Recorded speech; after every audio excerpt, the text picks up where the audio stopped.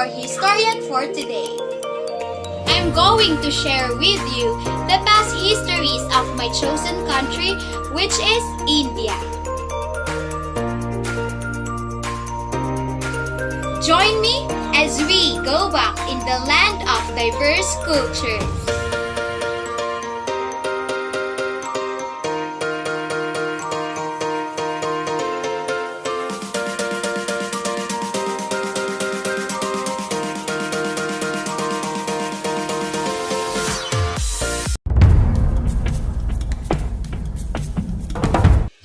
One of the earliest and largest civilizations in history, called the Indus civilization, lived in India from the year 2500 before Christ. They lived in the Indus Valley, which covered the land spanning from the northeast of India all the way to what is now the southeast of Pakistan.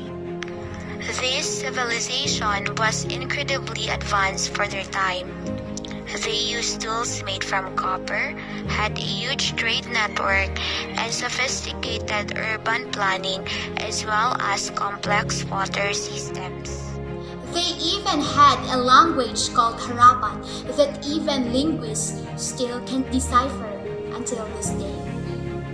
About 3 centuries after the fall of the Indus civilization came the Vedic civilization. They were around from about 1500 to 800 years before Christ, in which time they laid the groundwork for the language of Sanskrit and wrote the earliest Hindu text. It was also during this time that Indo-Aryan people became less nomadic and more urbanized, and other religions like Buddhism began to emerge.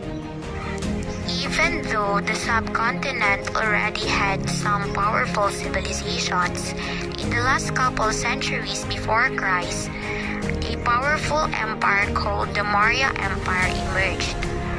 They started conquering everything and eventually became the largest empire to ever exist on the Indian subcontinent. They also built the Great Trunk Road, one of the oldest and longest roads in Asia, that connected India to Central Asia and made them incredibly prosperous. Actually, at their very peak, they had a population of almost 16 million people, making them the most populous empires in the ancient history. After the Maurya Empire, and then there was, you get it, there were so many different, really strong empires over a long period of time. There was the Shunga Empire, then the Satavahana Empire, the Kushan Empire, and the Vakataka Empire.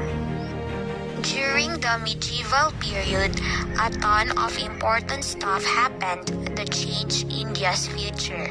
The caste system was established and gained a strong foothold in Indian society. Also, Islam arrived. Yes, I know for now, it seems just in another one of those empires. But, bear with me. And political powers began to be more centralized and less scattered. The largest of these powers was the Mughal Empire, who took power in the 16th century. The Mughals ended up becoming the second largest empire to ever exist on the Indian subcontinent, and at their peak, they controlled 24% of the world's economy. However, some of the Mughal leaders were very intolerant, and persecutions of Hindus led to uprisings that ultimately caused the Mughal Empire's decline. But something major happened while the Mughals were in charge. You see, in the 16th century, the British arrived and set up the East India Company to take part in the incredibly lucrative spice trade. Over the next century or so, the East India Company grew to be one of the most powerful forces in India, even having a private army of about 200,000 soldiers at one time, which was actually bigger than the British Army.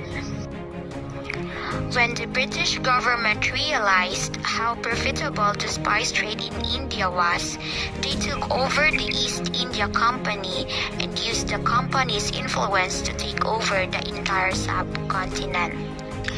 As you can probably imagine, the Indian people were very hostile toward the British, and for good reason. The British met any form of rebellion with violence, and there were several massacres of Indian people throughout the British rule. Unfortunately, it was extremely difficult for the Indian people to fight back. Because during the British Raj, there were a total of 31 famines in India, which killed millions of people. The final straw for the Indian people came after World War I, when they experienced an economic crisis so bad it led to famine, riots, and a major influenza outbreak. The Indian people desperately needed a leadership in their efforts for independence and turned to now legendary Mahatma Gandhi. Gandhi was a big fan of non-violent protests and invited the Indian people to be non-cooperative with the British. With Gandhi's guidance, Indians started refusing to buy goods imported by the British, boycott government services, and even refused to pay taxes. Gandhi's most famous act of disobedience was known as the Salt March, which took place in 1930, where Gandhi and 60,000 other people walked 388 kilometers in order to peacefully protest the British monopoly on salt. It took Gandhi's movement quite a while to reach their ultimate goal, but eventually they were successful.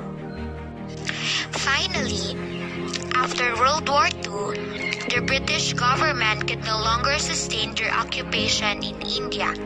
And so, on August 15, 1947, after 200 years of British rule, India became a free and independent nation.